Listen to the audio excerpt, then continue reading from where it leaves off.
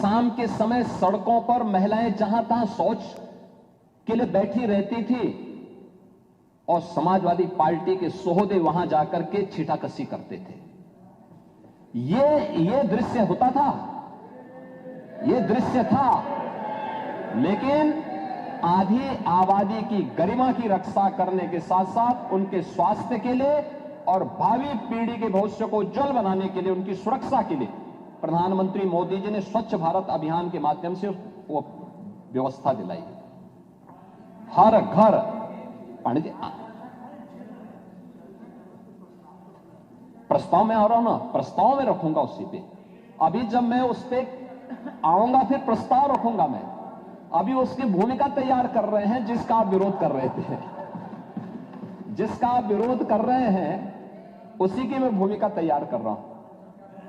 नहीं, मैं वही आ रहा हूं ना, मैं वही आ रहा हूं। आप लोग देखिए, वही तो मैं कह रहा है।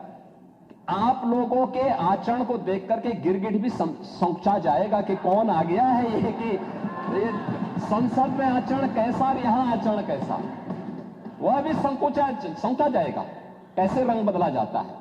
यानी दिल्ली से लखनऊ पहुंचते पहुंचते जब आधी आबादी के आक्रोश को झेलना पड़ रहा है, अब यहां पर रंग बदल गए।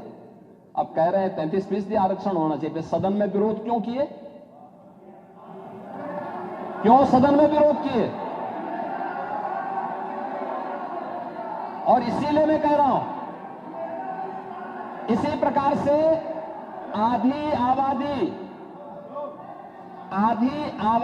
को देखिए, पहली बार आवास की सुविधा का लाभ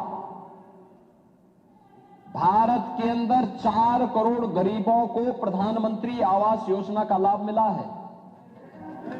पूरे देश के अंदर, उत्तर प्रदेश के अंदर 65 लाख गरीबों को एक आवास मिला है, एक लाभ मिला है। एक आवास का लाभ 65 लाख परिवारों को उत्तर प्रदेश के अंदर मिला है।